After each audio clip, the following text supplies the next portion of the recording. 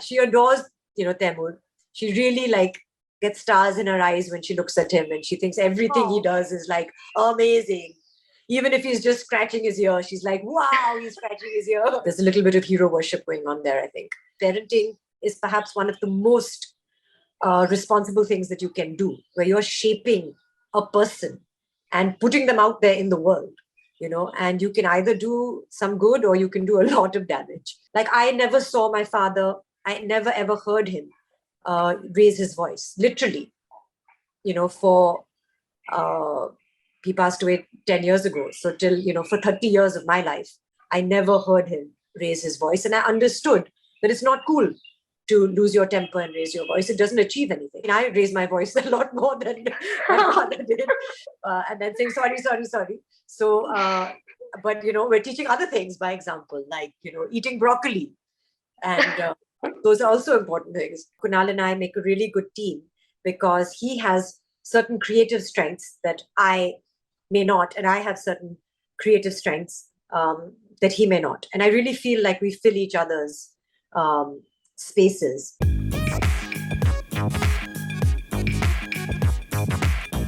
This is Srijita sent from News 18 Showsha, and today we have with us the wonderful actress Soha who recently narrated her own book, Inni and Bobo Find Each Other, for Audible. So this book has been co-authored by Soha and her actor husband Kunal Kemmu. So let's welcome Soha and hear all about the book from her. So hi Soha, how are you? Hi Srijita, very well, thank you. So I would first of all like to know that this book has such a cute plot. Like Inni, she loves pets and she wants a dog for herself. So she tells her parents about that. So where did this idea stem from, and how did you two end up writing children's book? Actually, the idea was Kunal's brainchild when we always read 3 stories to Inaaya before bedtime. And I take a physical book off the shelf and read it to her. And Kunal said, I want to just create my own stories. I don't need to read stories that have already been written. I'm a storyteller. So he told her the story, an original story. And she, of course, liked it. And as you know, children like to hear the same story again and again and again. So we said, why don't we write a book for her? And then we thought, why don't we take it bigger and write a book for everybody, like publish a book, a children's book. So we wrote it together.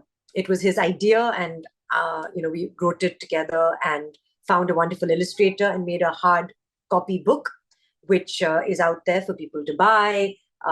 And then I was very excited when we collaborated with Audible to have an audio version of the book, because I really do enjoy listening to stories as well.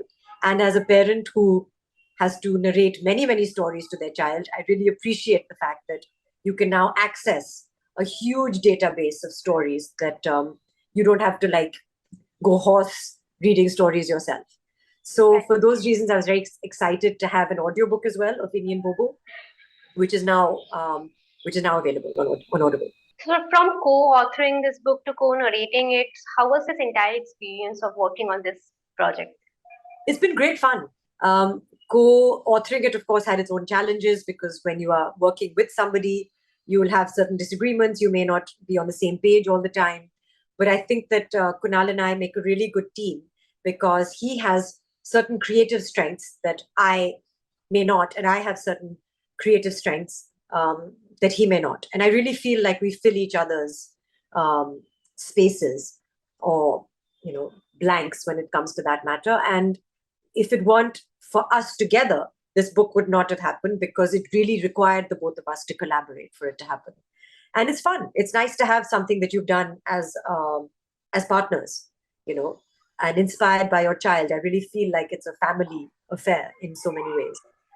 When it comes to then recording it, also that was great fun because just the whole idea of going to a studio and sitting with a mic and, really focusing on expressing yourself and articulating those words and recording them, for posterity and having them accessible to so many people in audio format was something, as someone who consumes a lot of that content, I was very excited by that. I completely agree with you when you said that you two make a good team because I follow both of you on social media and I just love the kind of reels you put out with each other or with Inaaya, in fact. So you two, on social media, both of you seem like cool parents. So in real life, who's the strict one? In real life, I'm the strict one. Okay. I'm the one who believes in routine and rules That's my approach to parenting.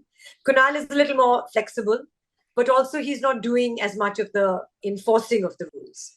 So I do it for my own convenience and also because I believe it's good for her. I genuinely believe that having bedtime at a certain time or having a nutritious diet with like a balanced amount of vegetables and not having refined sugar is a good thing for her, you know. And I feel like until she's old enough to make those choices herself, and she's allowed a lot of choices. It's not like I'm enforcing my opinion on her at all. It's not possible to do that with a 5-year-old. It's a negotiation all the time and it's exhausting. But, you know, I invest that time in it because I do believe that parenting is perhaps one of the most responsible things that you can do, where you're shaping a person and putting them out there in the world, you know, and you can either do some good or you can do a lot of damage. And having a pet actually makes you a really responsible person. When you have a pet, you're kind of a parent to them as well. So how is Inaaya around the pets in our house? She's very good. Now, unfortunately, we lost our pet Masti. On the 9th of November, it'll be a year since we lost her. But we have friends who have pets and family, and we go to Patodi, which is our farmhouse, where we have many adopted dogs. My mother has 2 adopted dogs through World for All, which is this wonderful organization based out of Bombay. You know, she's grown up around animals, and she herself from within loves animals. You know, it's not like we've taught her. Right. She loves everything from, like I've been saying, you cannot kill a mosquito around her. She'll cry for 2 hours. Oh, you know, really? everything. Yeah, she loves all animals unconditionally. You know, it's not just the pretty ones, quote unquote. She respects life. She respects animals. She respects plants and flowers. And she's really interested. So I appreciate that. And I'm just trying not to take away from that because she already has that inside her. It's not like we're instilling it in. No, I mean, this is something I don't think anyone can teach. You can't teach people how to love. This is something that has to come from within. It's something that comes from within, and it's something that you know, conditioning happens. You're born and then you're conditioned by what you see. So what you see becomes what is normal for you. So if you see violence in your life, then, you know, you say that that's the way. If you see things that are, you know, discriminatory or unfair, then you feel that that is the way that things are. And often we either become a product of our childhood, I mean, or we rebel against that and we say we don't want to do that at all. We want to be something else. So you can teach kindness by not saying be kind, be kind. But if you display kindness, like I never saw my father, I never ever heard him raise his voice, literally, you know, he passed away 10 years ago. So till, you know, for 30 years of my life, I never heard him raise his voice. And I understood that it's not cool to lose your temper and raise your voice. It doesn't achieve anything. So he didn't teach me, he just taught by example. Correct. And you're just passing that on to Inaaya. Well, I mean, I raised my voice a lot more than my father did. And then saying, sorry, sorry, sorry. So, but, you know, we're teaching other things by example, like, you know, eating broccoli. And those are also important things. Of course. And Inaaya also seems to be a very camera friendly or a friendly kid in general. But in reality, she is obviously very young. But can she really comprehend the social media attention or the paparazzi attention that she receives whenever she steps out? So why are so many people following her with a camera, clicking her pictures? Can she like understand what is happening around her? I mean, I can't answer that question because I honestly can only try and understand what's happening in her mind. And at least we've got to a stage now where we can talk about it. And she says, who are these people who are taking my picture? And sometimes she doesn't want me taking her picture. I'm so guilty of constantly taking her picture, taking her videos. And she'll be like, are you recording me? Don't record me. So I totally respect that now because, you know, she's a person. She's an individual and she has rights. And it's invasive of her privacy for me to record her all the time. Or for me to, you know, infringe on so many things. And I think we need to be more respectful towards children and not treat them like toys or control them so much. And similarly, when it comes to, of course, strangers recording her, she has questions and I've answered those questions to the best of my ability. And she understands that she belongs to a family where there are people who are public figures and there's an interest in, you know, her as an individual.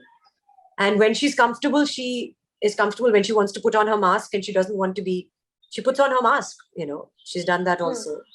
So now at least she's old enough to make those choices, but we may have chosen to live public lives. She hasn't, so she shouldn't. And things like being able to live your own life in privacy, not having people follow you, see who you're having dinner with, see whose house you're going to. Those are things that are a little unfair, I find, for younger children. So how does it make you feel as a parent when you see that constant interest in a kid? Like she's a kid right now. So somewhere it might make you feel uncomfortable as well. If I felt she was distressed by it, then I would be very protective of her. My job as a parent is to protect her. She's not distressed by it. And so I feel like also our media are respectful. It's not like they cross the line. If you request them not to do something, they're very understanding of that. So I feel we have a good relationship with the media, I personally feel like we have a good relationship and there's mutual respect and there's mutual boundaries. Inaaya is also growing up with so many siblings around her, and myself having grown up with a huge group of cousins, it really shapes you as a person. It's a great thing to have in a life. So, how is her bond with them, and who is she the most closest to? She's the most closest to me and Kunal in the world. And then everybody else is kind of like, okay, she adores, she adores, Taimur. She really like gets stars in her eyes when she looks at him and she thinks everything he does is like amazing. Even if he's just scratching his ear, she's like, wow, he's scratching his ear. And Jay is just like adorable because he's small and she's definitely interested in Taimur as an older brother and curious. And there's a little bit of hero worship going on there, I think. Okay. But it's just interesting to see children, react to other children and form their own relationships and bonds. And again, you have to be respectful of what they want, who they want to play with, where their limits are, who they want to hug or not. You have to be very, very respectful of those things.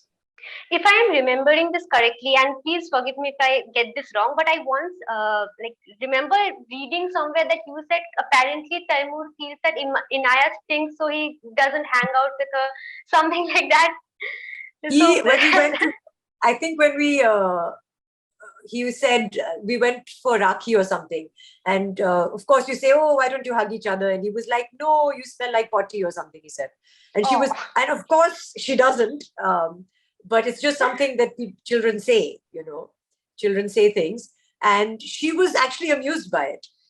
First, she was a little offended by it because she has her own sense of self-respect, of course. And then she was amused by it, which I think it's always good to have a sense of humor. I think it's one of the most important things that will see you through life. And I'm very glad that she has a sense of humor because it'll make life a lot easier for her. Of course, these are things that children say which you're not supposed to take to heart. And she is mature enough not to take it to heart. And that's why she's just very intrigued by the things that, Taimur Bhai says. This is kind of a very typical brother thing to say, not just to children, I feel, because my brother will also sometimes say these kind of things to me, like, oh, you're not good, you're stinking, and what, obviously that's not true, and I don't take it to heart, but this is a very elder brother thing to say. Yeah, exactly. Honestly. And there's going to be all sorts of people in your life, you can't be like, oh, no, this person said something to me and then like shrivel up. So I think it's great for her to meet all kinds of people and to be presented with all sorts of bizarre comments so that she can figure out life. So coming back to your book again, how many more do you guys plan to write more? At least 550. We've only written 2. The second one is out there now, which is called Inni and Bobo Go to the Park. And we're writing the 3rd one now. And really there's unlimited potential in terms of like short stories about a girl and an adopted puppy. They can have like innumerable adventures. And so it's just a question of putting pen to paper or finger to keyboard and, putting it out there. And when it comes to kids, you never run out of ideas because they keep on saying things or doing things that constantly surprise you. Yeah, it's true. And even the simplest things can become like an endearing story. Exactly. And coming to audio shows, do you plan on narrating more of these books as and when you write them? Absolutely. I feel like, especially when it comes to children's books, Audible is an is the place for them to be, especially when children can't read for themselves, because they want you to read to them. And there's only so many books that one can read again and again and again yourself. And why not use a resource where you have wonderful voices, who are trained for this, delivering, narrating the story in such beautiful ways, with music, and it's really like a production. So I'm a huge fan of Audible, and I feel like I want all of the Inni and Bobo series to be on it for sure. And that brings me to the end of my conversation. My last question for you, Soha, on films and series front, what are you working on right now? So Hush Hush came out, and people were kind and said nice things. So I'm hoping to do more of that. And certainly, after staying away from acting for 3 years, I found my confidence again, and I realized it's possible to balance work and being a good parent. And I do want to act more. I'm reading scripts, and more stuff on digital content. Certainly, in the next year, will be there, and I'm just very, very happy to be back to acting and writing. I want to write more. In fact, I have to hand in Inni and Bobo 3 by the end of this month. Okay, so multiple things are going on at the same time. Yes, as always. As always, right? Thank you so much for your time. This was a wonderful conversation, and everyone, please listen to Inni and Bobo Find Each Other on Audible. Thank you so much for your time, Soha. Thank you.